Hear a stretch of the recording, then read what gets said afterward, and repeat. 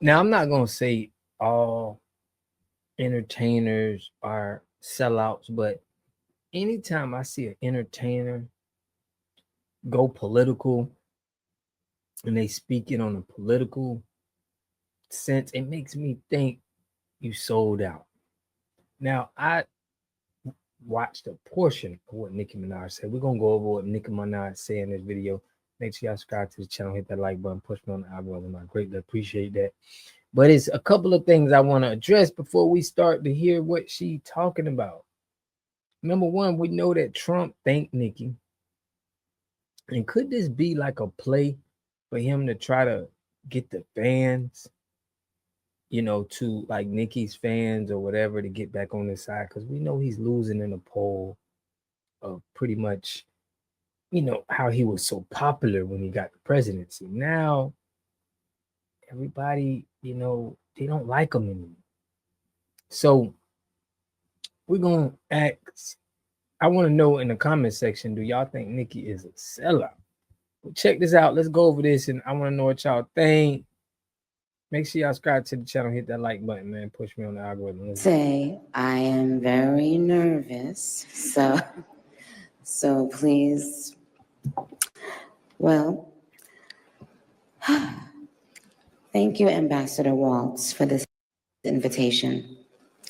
It is an honor to stand on this stage with you and the other distinguished speakers here today to shine a spotlight on the deadly threat faced by thousands of Christians in Nigeria.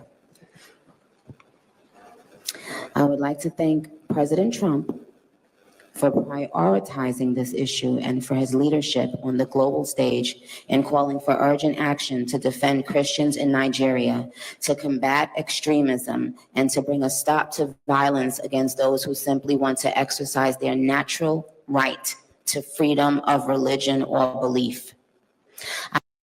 Now, my point is, don't we got other fights to be fighting about right here in America, bro? I mean, we know the Epstein, they just signed the case for the Epstein bill, but is this somehow trying to get us away from the Epstein? Because it's plenty of stuff that we need to be putting our resources right here in America, with jobs, with benefits, with helping Americans.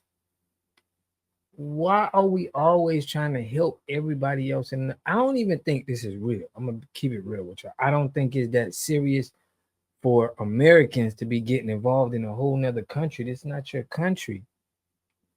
That's not your religion. That's a religion for everybody. So whatever that has, it has nothing to do with America. If that was the case, everybody around the world would just be going in on it. This is a distraction to me. I don't think it's real. I think they're doing this to try to take some of the press off of Trump. I stand here as a proud New Yorker with a deep sense of gratitude that we live in a country where we can freely and safely worship God regardless of one's creed, background, or politics. No group should ever be persecuted for practicing their religion, like I recently stated on social media. Why do we need Nicki Minaj to say this, though? Like, who is she?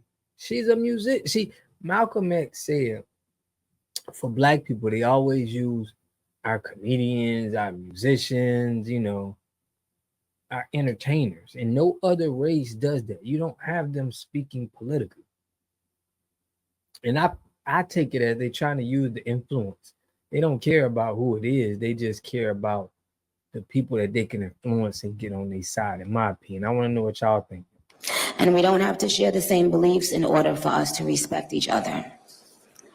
We're way beyond thinking or expecting or assuming for, the person sitting next to you to have the exact same beliefs. We're beyond that. That's ridiculous. But that shouldn't make one person feel less safe than anyone in any room. Music has taken me around the globe. I have seen how people, no matter their language, culture, or religion, come alive when they hear a song that touches their soul. Religious freedom means we all can sing our faith regardless of who we are, where we live, and what we believe. But today, faith is under attack in way too many places. In Nigeria, Christians are being targeted, driven from their homes, and killed. Churches have been burned. Families have been torn apart, and entire communities live in fear constantly, simply because of how they pray. Sadly, this problem is not only a growing problem in Nigeria, but also in so many other countries across the world, and it demands urgent action. And I want to be clear, protecting Christians in Nigeria is not about taking sides or dividing people. It is about uniting humanity. Nigeria is a beautiful nation with deep faith traditions and lots of beautiful barbs that I can't wait to see.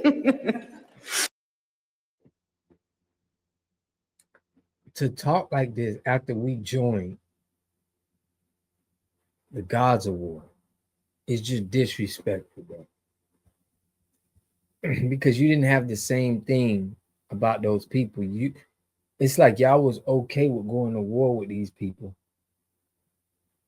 over, I don't know, it seems kind of sketchy with how they said how the war was created, but it's crazy that we would come and support that, and then we would be on the other side of this. It's just like a contradiction to me, in my opinion. I want to know what y'all think. When one's church, mosque, or place of worship is destroyed, everyone's heart should break just a little bit.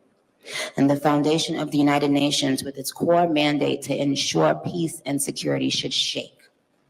I am joined here today by peace builders, by faith leaders, by those who saw violence, saw rising intolerance, saw the threats clearly before us, and chose not to look the other way.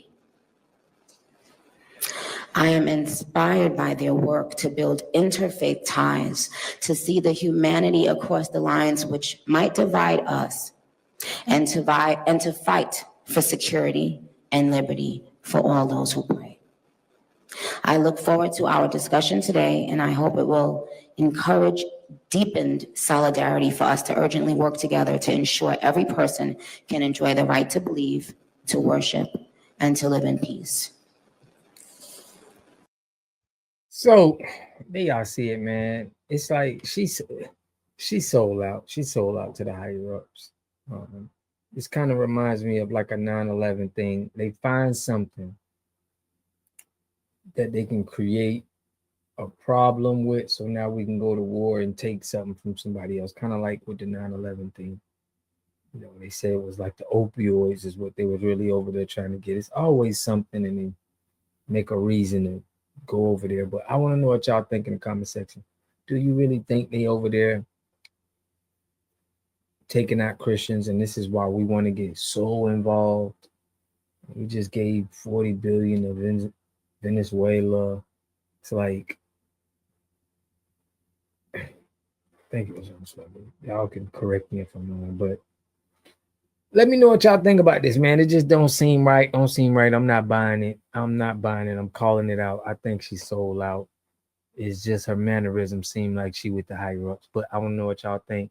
I'll catch y'all in the next video. Peace and love. You are totally dependent on other people to take care of your needs because you don't have those roots sunk into the ground. To have a community, you must have three things to have a community in it. You must have a wholly independent economic structure that can provide goods, service, products, and things for your own people, and jobs and tax bases for your own people. You should at least control four basic things. You should be trying to control water, food, medicine, and energy to be able to survive. Here we got Mr. Pollock. He had a cornfield. He took advantage of a free water test from us, and this is what we found in this water. We found sulfur, we found hardness, and we solved these problems with an easy fix of 2 tanks. So get your free water test today. Stay blessed. Click the link below.